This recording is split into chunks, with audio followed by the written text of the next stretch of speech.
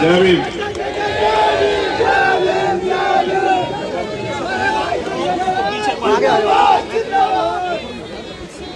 सबसे पहले तो आप सभी को बाबा साहब डॉक्टर भीमराव अम्बेडकर जी 131 जयंती हार्दिक बधाई। मैं अपनी बात आपसे भी रखूंगा, उससे पहले मैं जरा इनसे बात कर लूं।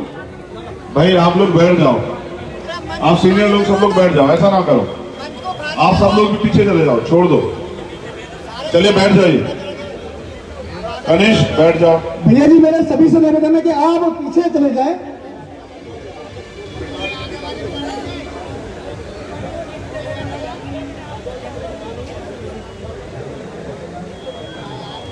बैठ जाओ।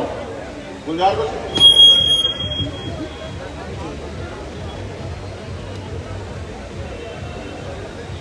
आज के इस प्रोग्राम की जो कमेटी है, जिन्होंने इतना अच्छा आयोजन रखा और मुझे मौका दिया यहाँ आने का, माननीय डॉक्टर जगजीवन राम जी, श्रद्धेय ज्ञानचंद गौतम जी, श्रद्धेय राम कुमार भारती जी, जयप्रकाश जेपी जी, वीर सिंह जाटव जी, डॉक्टर विजय स्वामी जी, कपिल सिंह, करपाल सिंह राज गौतम जी, डॉक्टर अशोक कुमार जी, बीएस विमल जी और सुरेंद्र भाई, कोमेश भाई और पवन गौतम, बहुत जिम्मेदार साथी हैं पार्टी के, छोटे भाई गुलजार जी, कनिष्क जी, Azad Samaj party core committee के मेंबर सतपाल चौधरी जी, और मेरे साथ आए रिटायर्ड डीएसपी कल्याण सिंह जी। हम अपनी इस हालत के जिम्मेदार खुद हैं। पिछले आधे घंटे में आपने देखा होगा मंच पे कि हम अपनी इस हालत के, जो आज वर्तमान में हमारी हालत है, इसके जिम्मेदार हम खुद हैं। क्योंकि हम ये समझते हैं कि हमसे बेहतर कोई नहीं। मंच पे भी हम ही रहेंगे, माला भी हम ही पहनाएंगे, फोटो भी हम ही खिंचवाएंगे, और आम जनता जो है ना, जो बहुत देर से बैठी है, वो बेवकूफों की तरह बैठी देखती रहेगी। और फिर कहते हैं समाज इकट्ठा नहीं होता। कैसे हो जाएगा समाज इकट्ठा? मैं अपने जीवन के कुछ अनुभव आपसे जो है ना वो शेयर करना चाहता हूं। आप यहाँ इकट्ठा हैं, आप अपना समय दे रहे हैं। दुनिया का सबसे कीमती अगर कोई चीज है वो है समय।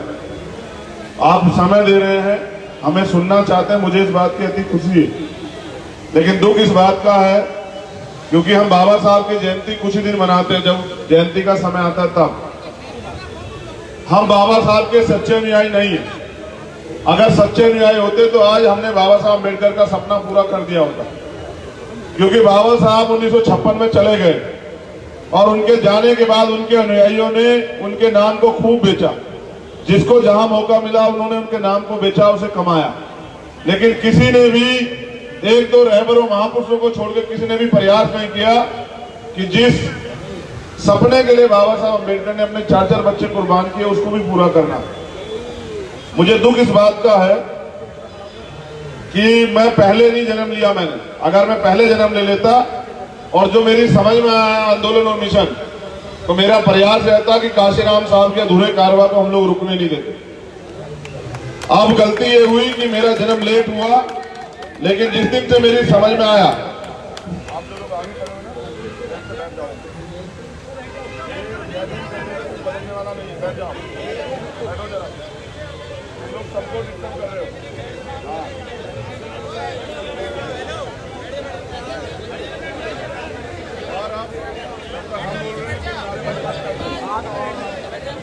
सोनू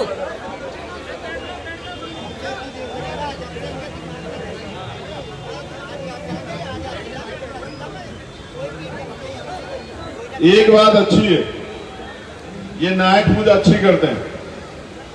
जिसको नायक मानते हैं उसकी सारी बात मानते हैं, बाकी किसी की नहीं मानते। लेकिन ये मिशन के लिए बुरा, फिर वो आदमी अपने आप को ईश्वर समझने लगता है और फिर वो किसी की सुनता नहीं, और फिर वो करता है जो उसका मन करता है। और कभी भी लोकतंत्र में ये नहीं चलता। लोकतंत्र तभी कामयाब होगा जब अंतिम व्यक्ति की भी सुनवाई होगी। पिछले आंदोलन में कुछ गलतियां हुई, उसके कारण हमारी ताकत कमजोर पड़ी। तो आज सिर्फ हम बाबा साहब डॉक्टर भीमराव अम्बेडकर जी के ऊपर बात करेंगे। बाबा साहब डॉक्टर भीमराव अंबेडकर जी ने कहा मुझे पूजने की जरूरत नहीं है, मुझे पढ़ने की जरूरत है। मैं मंदिरों में नहीं किताबों में हूं। बुरा ये है कि हम 14 अप्रैल के दिन सिर्फ उनके आगे माथा टेकने के लिए इकट्ठा होते हैं। हमें कोई मतलब अंबेडकर का सपना वो छोड़ कर गए थे, वो कितना आगे गया और कितना पीछे गया। मेरे आज भी जब मैं उस बात को पढ़ता हूं तो मैं समझता हूं कितने दर्द में बाबा साहब ने कहा था कि बड़ी मुश्किल से तमाम तरह के अन्याय सह के, तमाम तरह की परेशानियां उठा के मैं इस कारवां को यहां तक लेके आ पाया।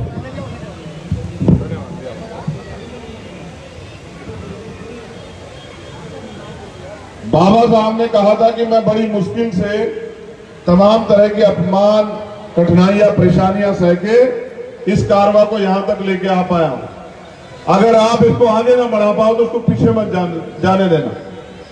अब आप सोचो उस कारवां में हमारे पास क्या था। ये पूरा लोकतंत्र और संविधान, और उनके जाने के बाद उनके अनुयायियों ने बड़े पैमाने पे प्रयास तो किया लेकिन संविधान को लागू नहीं करा पाए। और आज उनका सपना अधूरा है, कागजों तक रह गया है। हमारा एक ये सामूहिक प्रयास है कि हम बाबा साहब अंबेडकर के सपने को अपने जीवन में जीते जी अंतिम पायदान तक, सफलता तक पहुंचाकर छोड़ेंगे। ऐसा संकल्प लेके हम लोग अपने घर से निकले। आज गाजियाबाद की इस धरती पे जो कि राजधानी भी है, यह गाजियाबाद आर्थिक राजधानी है हमारी। मैंने देखा जितने संपन्न लोग हैं वो गाजियाबाद में रहते हैं, क्या तो नोएडा में रहते हैं, गाजियाबाद में। ये मेरा अनुभव है। लेकिन अब मैं जो बात आपसे कहने वाला हूं, शायद ये बात आपको चुभ जाए, लेकिन मुझे इससे कोई फर्क नहीं पड़ेगा। अगर मेरे झकझोरने से आप में से 10 लोग भी तैयार होकर काम करने के, तो हो सकता है कि काम आसान हो जाए। देखो 100% समाज है, 95% जानवरों जैसे जीवन में गांव देहात में रहता है और रोटी रोजी के लिए ही अपना जीवन चलाता है। सुबह उठता है तो रोटी के बारे में सोचता है, शाम के टाइम सोता है तो अपने बच्चों की फीस, अपने बच्चों के इलाज के बारे में, खाना कहां से मिलेगा, मकान कहां से मिलेगा, बनेगा, पंखा कहां से आएगा, इन्हीं सब बातों को सोचता है। और ये जो 95% समाज है ये आर्थिक रूप से सक्षम है, तो जिनका पेट नहीं भरा हुआ वो सामाजिक आंदोलन नहीं चला सकते हैं। आंदोलन चलाने के लिए आदमी का पेट भरना बहुत जरूरी, क्योंकि कहते हैं ना कि भूखे पेट भजन नहीं होते हैं।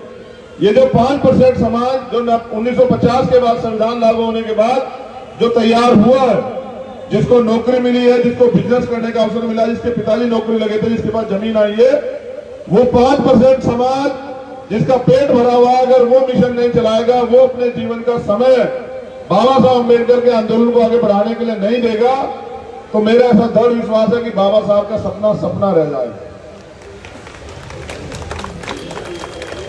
बाबा साहब ने कहा शिक्षित बनो। शिक्षित बनाने से उनका उद्देश्य ये था कि पढ़ने लिखने के बाद हमारे समाज में सोचने समझने की क्षमता बनेगी, हमारे लोग अच्छा बुरा पहचानेंगे, दो दुश्मन पहचानेंगे और तरक्की का रास्ता भी पहचानेंगे और पीछे जाने का रास्ता भी। लेकिन मुझे दुख होता है कि जब मैं कहीं जाता हूं तो ये देखता हूं कि आज भी बुराइयों को हमारे समाज ने अपने ऊपर जकड़ लिया है। अब हमारे लोग, पैसे वाले लोगों को दहेज चाहिए। अगर उनकी बिटिया या उनका बेटा नौकरी लग गया तो बिटिया क्या तो नौकरी पे हो या फिर पैसे वाले लोग हो। फिर उन्हें बड़ी बड़ी शादियां करनी है, उन्हें शराब बांटनी है, उन्हें तमाम तरह के दिखावे करने हैं। तो इसको गरीब आदमी फॉलो करता है और बाद में गरीब आदमी उधार करके ऐसा प्रोग्राम जोड़ता है और सारी उम्र उस कर्जे को उतारता रहता है। हमने सीखा क्या है? क्या किसी महापुरुष ने दहेज लेना सिखाया? और दहेज ना मिले तो बेटी को जलाना सिखाया किसी ने? हमारे महापुरुषों ने तो कहा कि महिला ही उन्नति का मार्ग है। जिस समाज की महिलाएं तरक्की करेंगी वो समाज तरक्की करेगा। आप बताओ, हमारे कमेटी के लोग बताओ मुझसे, क्या हमारी कमेटी में महिलाएं नहीं हो सकती? बताओ, क्या आप ही लोग चला सकते हो मिशन? बताओ, क्यों नहीं हो सकती है महिलाएं हमारी कमेटी में? और क्यों महिलाएं हमारे मंच पर नहीं हो सकती? क्यों महिला मुख्य अतिथि नहीं हो सकती? और इस देश की आधी आबादी को नकार के आप आंदोलन चला लोगे? कभी नहीं चला सकते। घर चलाने के लिए महिला चाहिए, लेकिन आंदोलन चलाने के लिए बहन बेटी मान नहीं चाहिए और फिर उनको तैयार भी नहीं करेंगे। उनको एक चीज सिखाते हैं। कल मैं आगरा में था, हमारे एक सीनियर साथी मिले, कहे कि ये बेटी है, अब ये पढ़ाई इसकी पूरी हो चुकी है लगभग। तो मैंने कहा अच्छा, किसके लिए लड़का ढूंढ रहा हूं? तो मैंने उससे पूछा कि तुम्हारा मन है भी शादी करने का? तो उसने कहा नहीं भैया। तो मैंने कहा इनकी बस सुनना, तुम्हारा भाई खड़ा है तुम्हारे पीछे, जो मन आए करो, बिजनेस करना चाहती हो बिजनेस करो, पढ़ना चाहती हो तो पढ़ो, नौकरी करना चाहती हो नौकरी करो, मजबूरी मत बनो, इस देश की जरूरत बन जाओ, इस देश की ताकत बन जाओ और किसी के भरोसे मत रहो। क्योंकि मेरा अनुभव ये कहता है, इस देश में अगर सबसे बड़ा धैर्य किसी के पास है, सबसे बड़ा अगर कोई त्याग कर सकता है, सबसे ज्यादा अगर संघर्ष कोई कर सकता है और अभाव में भी अपने बच्चों के बारे में कोई सोच सकता है, तो वो सिर्फ मां है, महिला है, उसके अलावा कोई नहीं है और दुनिया में उसका कोई तोड़ नहीं। जिम्मेदार साथियों, मेरा काम आपको रास्ता दिखाना है। आप मुझसे उम्र में बड़े भी हो सकते हैं, आप मुझसे ज्यादा मिशन का काम भी कर रहे हो सकते हैं, लेकिन अगर आप मुझसे ज्यादा काम करके भी सही रास्ते पे नहीं चल पा रहे हैं तो आज समाज कैसे परिवर्तित होगा बताओ। आज 131वीं जयंती मना रहे हैं बाबा साहब की। मैं जब पूछता हूं लोगों से कि बाबा साहब ने तो कहा कि शिक्षित बनो, तो आप कितना पढ़े हो, कितना जानते हो बाबा साहब के बारे में? हम बाबा साहब को जानते हैं, बाबा साहब की बातों को नहीं मानते हैं। जब हम बाबा साहब की बातों को नहीं मानते, बाबा साहब ने कहा कि हमें बोध में भारत बनाना है। मैं ये देखता हूं बड़े पैमाने पे अभी भी लोग इसकी तरफ नहीं बढ़ रहे हैं, पढ़े लिखे लोग नहीं बढ़ रहे हैं। वो अंधविश्वास में है, वो कुरीतियों को मानते हैं, वो तमाम तरह के पाखंडवाद को फॉलो करते हैं। वो देखो, जागरूकता जब फैलेगी तभी तो बदलाव होगा। जब हम जो मेरे पास ज्ञान है और मैं इसको अपने तक सीमित रख लूं तो ये बेवकूफी हुई ना भाई। मैंने सीख लिया, मुझे पता लग गया अंधविश्वास पाखंडवाद जीरो है, तो मुझ मेरा फर्ज क्या है कि मैं और लोगों को तैयार करूं। आप ये बताओ, जितना पैसा कमाते हो उसका 90% तो उनको देते हो जिनसे कहते हो कि उन्होंने इस देश को कमजोर कर रखा है, हमारे अधिकार छीन रखे हैं। तो ये बताओ, जब 90% पैसा उनको दोगे, ना अपना बिजनेस करोगे, ना अंधविश्वास पाखंडवाद छोड़ोगे, ना कुरीतियां छोड़ोगे, तो भाई तुम्हारे जीवन कैसे बदल जाएंगे बताओ। मैं समझता हूं कि बाबा साहब अम्बेडकर विद्वान थे, उनके जैसा विद्वान नहीं हुआ। उन्होंने रास्ता दिखाया, वो सर्वोपरि और सर्वोत्तम रास्ता है। जितना जल्दी हमारे लोग अंधविश्वास पाखंडवाद को छोड़ के और तर्क वितर्क ज्ञान की तरफ आगे बढ़ जाएंगे, विज्ञान की तरफ आगे बढ़ जाएंगे, उतना ही देश से बुराइयां परेशानियां खत्म हो जाएंगी। हम आज भी भाग्य और भगवान के भरोसे हैं। मैं नास्तिक हूं, मैं गारंटी से कहता हूं कि नहीं होता है भगवान। अगर भगवान होता, आप मेरी बात का जवाब देना और मुझे गलत साबित करना, मंच के लोग भी और सामने के लोग भी। अगर भगवान होता और अगर भगवान किस्मत लिखता तो 9-9 साल की बच्चों का रेप कैसे होता बताओ आप मुझे। अगर भगवान है तो उन बच्चों की चीखें क्यों नहीं सुनाई देती? जिन गरीबों के घर जलाए जाते हैं वो उनकी चीखें क्यों नहीं सुनाई देती? जब निर्दोष लोगों को पकड़ के सरकार की ताकत पे जो जेलों में भेजा जाता है, उनकी हत्या की जाती है। एक मैं पाली अभी राजस्थान गया था, सिर्फ मूछें रखने पे जितेंद्र पाल मेघवाल की हत्या की गई। उसकी 4 बहनें, मैं उन चारों बहनों से मिला, जैसी मेरी बहनें यहां बैठी हैं ऐसी। मैंने उनसे पूछा कि बताओ तुम क्या सोचती हो? उन्होंने मुझसे जो बात बताई ना, मैं अपनी भावुकता को नहीं रोक पाया। मैं बहुत कठोर आदमी हूं, लेकिन मैं किसी के दर्द को नहीं देख सकता हूं। मुझे तकलीफ होती है क्योंकि मैं समाज को परिवार मानता हूं। जब मैंने उनसे पूछा कि बहनों बताओ, तो उन्होंने मुझसे कहा कि हम आपको नहीं जानते थे, वो जितेंद्र हमें दिखाता रहता था आपको, उसने मूछें रखनी आपसे सीखी। और वो मूछें रख के जब हमें यहाँ कहा करता था कि मैं एक दिन भाई को गांव में जरूर लाऊंगा, लेकिन भाई आप आए हो, आज जितेंद्र नहीं है। जो आपको बुलाना चाहता था वो जितेंद्र अब नहीं है इस दुनिया में, लेकिन आप आज आए। मैंने उनसे पूछा कि तुम्हें यहाँ गांव में कैसा फील होता है? मेरी बात पे गौर करना, मैं अपने सीनियर लोगों से कह रहा हूं, कमेटी के लोगों से, राम कुमार जी, मैंने उनसे पूछा कि आपको कैसा महसूस होता है गांव में? तो उन्होंने कहा कि देखो भैया, अधिकार है, लेकिन आज भी राज पुरोहितों के घर के सामने से हम चप्पल पहन के नहीं निकल सकते। ये भारत है। अगर मेरे तन पे अच्छे कपड़े हैं, मेरी जान में जेब में पैसे, मैं गाड़ी में घूम रहा तो समाज कहां घूम रहा है? समाज तो आज भी देखिए, आप मैंने क्या बताया आपको, कि वो चप्पल पहन के नहीं निकल सकते हैं। ये भारत है, कहते हैं सबको बराबर के अधिकार।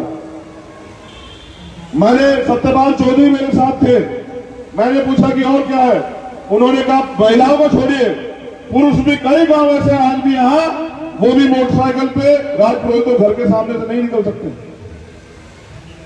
और मैंने खुद देखा, भारत की सर्वोच्च सेवा है सिविल सर्विसेज, एक आईएएस को मैंने खुद देखा कि उसकी बिंदौली निकलनी थी बारात घोड़े पे, उसके लिए सुरक्षा की व्यवस्था करनी पड़ी। ये है राजस्थान, और यही हमसे बहुत करीब है, 200 किलोमीटर पे। और हम कहते हैं भारत बदल गया, नहीं बदला है, आपकी सोच बदल गई है। आपको लगता है कि आप बहुत सबकी सेवा करते रहेंगे, वो लोग आपको गले लगा लेंगे, बिल्कुल नहीं लगाएंगे। उनका एक ही धर्म है, आपको नीचा दिखाना और आपको झूठा कमजोर साबित करके आपको सिरे पर सिर्फ अपमानित करना। अपनी लड़ाई को समझो, जब तक आप इकट्ठे नहीं होंगे, जब तक आप अपनी एकता नहीं बनाओगे, कौन से भरम में हो, कौन सा एंकर भाव है क्या तुम्हारे पास जो तुम घमंड में हो, एकजुट नहीं होना चाहते हो?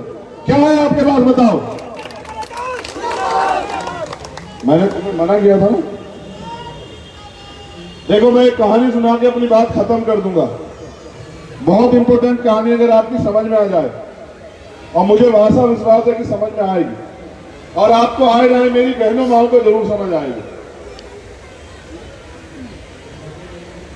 ये कहानी जिनको हम अपना गुरु मानते नेता, वो समाज के कैडर में सुनाया करते थे। जब अपने साथियों कैडर दिया करते, सुनाया करते थे। मुझे लगता है अब हर एक व्यक्ति को कैडर की जरूरत है, क्योंकि पिछले 10-12 साल में बहुत सारी चीजें खराब हो गई हैं। अब समाज को दोबारा तैयार करना है, इसलिए मैं सार्वजनिक रूप से इस कैडर इस बात को आपके सामने कहानी को रख रहा हूं। एक जंगल था, और उस जंगल में बहुत सारे जानवर रहते थे।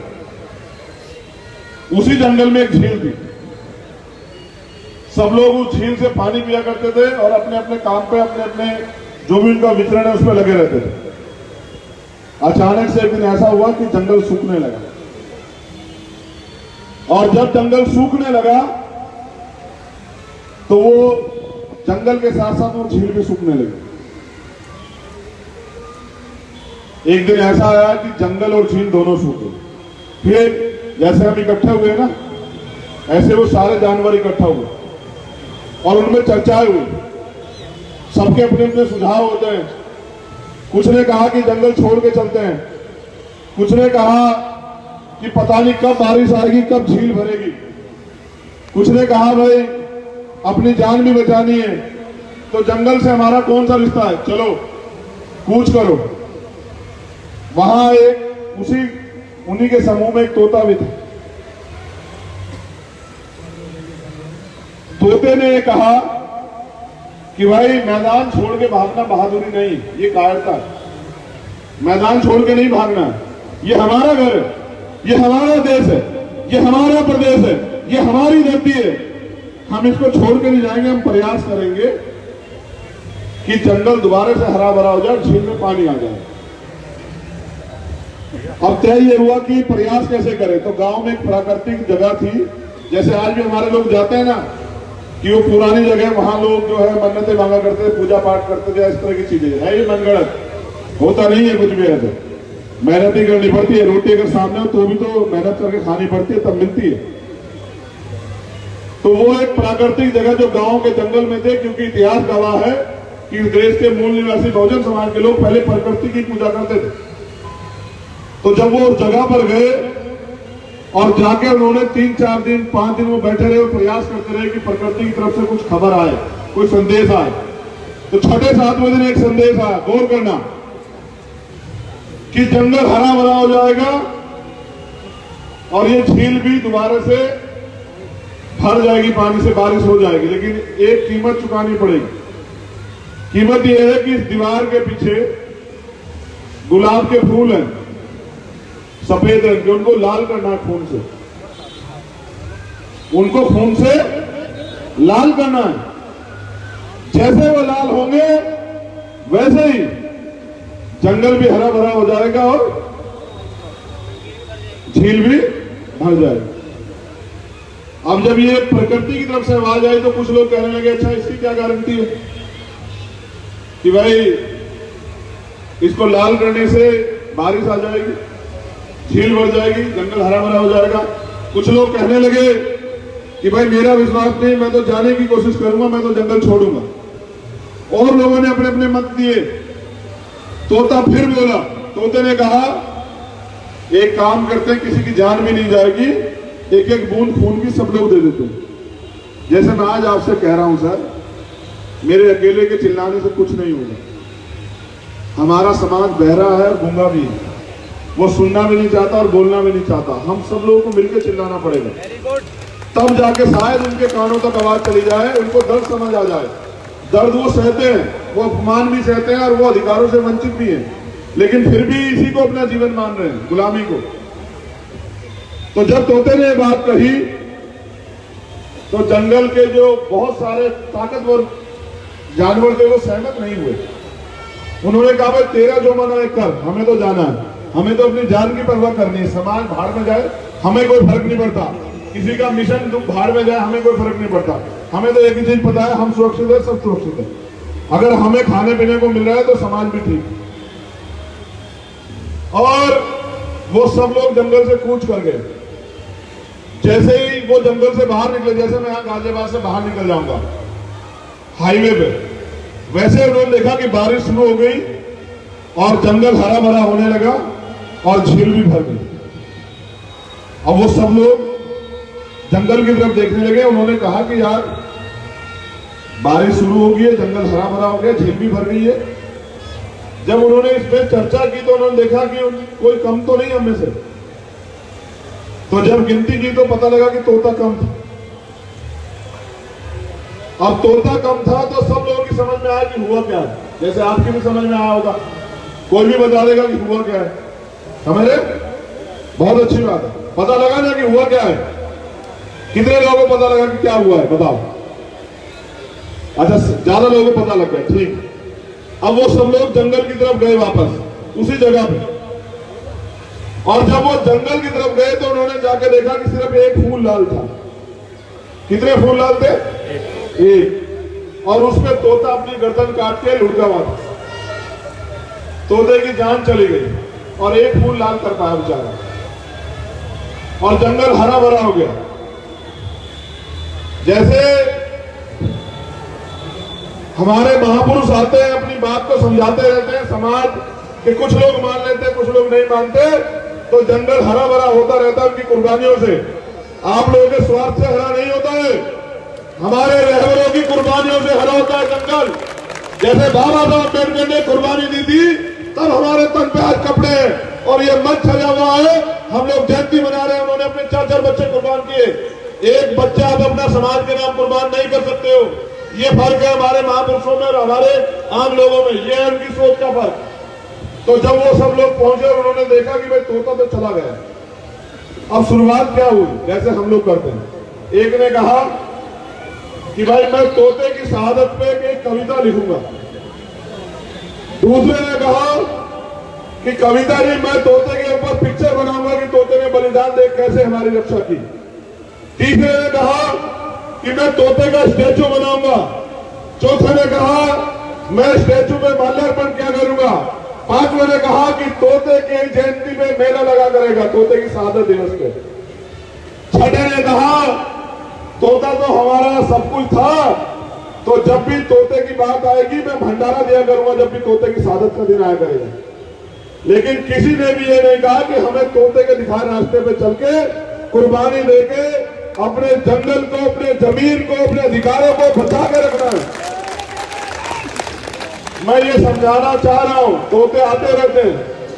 तोते आए राष्ट्रपिता ज्योतिबा फूले के रूप में, तोते आए साहूजी महाराज के रूप में, तोते आए बाबा साहब अम्बेडकर के रूप में, तोते आए माननीय साहब श्री काशीराम के रूप में। आपसे लेके नहीं गए कुछ, आपको जीवन देके गए, जानवरों के जीवन से इंसानों का जीवन। तोता आता है, कुर्बानी देता है, चला जाता है। आप लोग अपने मन की करते हैं और बाद में कहते हो कि अगर 10 साल जी जाता तो पता नहीं हम क्या कर देते, अगर 10 साल जी जाते तो पता नहीं क्या पलट जाता। मैं ये कह रहा हूं, ये हमारी अपनी लड़ाई है, ये हमारे अपने सहयोग से लड़ी जाएगी, अपनी ताकत से लड़ी जाएगी, अपने कंधों पे लड़ी जाएगी। सहारे पे आंदोलन नहीं चला करते हैं। तो मेरी बात आपको इतनी समझानी थी कि जब तक आप तोते के कुर्बानी का इंतजार करते रहोगे तब तक आपकी जीवन में वही मिलेगा जो तोते कुर्बानी से मिलना है। जिस दिन आप कुर्बानी लेने के जज्बे से मिशन मूवमेंट का काम करोगे, मैं लिख के देता हूं, आप इजराइल में इतिहास करना, एक पैगंबर मोसेस हुए, वो यही काम करते थे जो बाबा साहब अम्बेडकर करते थे। लेकिन फर्क देखो क्या है कि पैगंबर मोसेस के जाने के 10 साल के बाद उनके अनुयायियों ने क्रांति की और उनका सपना पूरा कर दिया और बाबा साहब 56 में चले गए रोते हुए, ये कहकर कि मुझे मेरे पढ़े लिखे लोगों ने धोखा दिया। और दर्द इस बात का है कि 66 साल हो गए, 62 साल, 22 चल रहा है ना, 62 साल हो गए। हमारे इतने समर्थक हैं, हम सब लोग मिलकर बाबा साहब के उनके सपने की तरफ एक कदम आगे नहीं बढ़ा पाए। सोचिए कि हम कहां गलती कर रहे हैं। क्या हम बाबा साहब के अनुयायी हैं? अगर बेटा बाप की संपत्ति बेच दे, जो बाप उसको देके गया है, तो वो अच्छा बेटा है बुरा? बताइए, बताइए, अपने मुंह से बताइए, इतनी जानकारी है आपको, अच्छा है बुरा है? हमने आज तक किया क्या है? बेचा ही तो है उनका दिया हुआ, हमने कुछ दिया थोड़ा ही। उन्हें देते तो तब जब इस देश में शोषित वंचित वर्ग के लोगों का राज होता और ये देश मानवतावादी विचारधारा की तरफ आगे बढ़ता, आम आदमी यहाँ सुकून महसूस करता। मगर जो मैंने राजस्थान में आपको बताया, मैं धन्यवाद देता हूँ कुंवर राम आर्य जी का, जो जाट समाज से आते थे, उन्होंने भी इस अन्याय के खिलाफ आंदोलन चलाया और उनके समाज ने वहां पर इस अन्याय को रोकने का काम किया। लेकिन हमारे लोग अभी ये फरिश्तों के, महापुरुषों के इंतजार में हैं। इनको लगता है फिर बाबा साहब लौटेंगे, फिर काशीराम साहब लौटेंगे, फिर बुद्ध लौटेंगे, रैदास लौटेंगे, कबीर, नानक लौटेंगे और इनकी समस्याओं का हल करेंगे। लेकिन ये खुद कुछ नहीं करेंगे। तो मैं धन्यवाद देता हूं कि आपने इतना समय मुझे दिया, मुझे सुना। मैं तोते के रूप से, तोते के तरफ से आपका धन्यवाद देता हूं। आपसे निवेदन करता हूं कि समय है, जाग जाइए। वरना मेरा आखिरी संदेश आपको ये है, अगर आप नहीं जागेंगे तो दुश्मन जागा हुआ है और उसने तैयारी कर ली है। आज का स्टेटमेंट पढ़ा मोहन भागवत का, उन्होंने तैयारी कर ली है कि वो इस देश को बर्बाद करके छोड़ेंगे, देश के संविधान को खत्म करके छोड़ेंगे। फिर आप तोते से उम्मीद करना कि तोता बचा पाएगा, नहीं बचा पाएगा, क्योंकि ये लोकतंत्र है, ये राजतंत्र नहीं। पहले राज लेने के लिए लड़ाई बंदूकों से, तोपों से, भालों से, लाठों से लड़ी जाती थी, बलिदान होते थे। अब लोकतंत्र है, अब लड़ाई वोट से लड़ी जाती है। जितनी देर तक आप ताकत नहीं दोगे, एकजुट नहीं होंगे, उतनी देर तक आप गुलाम बने रहोगे। जिस दिन आप एकजुट होकर ताकत बनाओगे, उस दिन आपका राज आएगा। जिस दिन आपका राज आएगा, उस दिन आपके हाथ में कानून बनाने की ताकत होगी।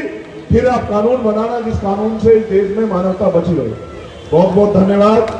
जय भीम, जय भारत, जय मंडल, जय संविधान। और बहुजन समाज करो विचार, कब तक सहोगे अत्याचार, इस सवाल के साथ आपसे अलविदा लेता हूं। धन्यवाद, बहुत बहुत धन्यवाद आप सब लोगों को।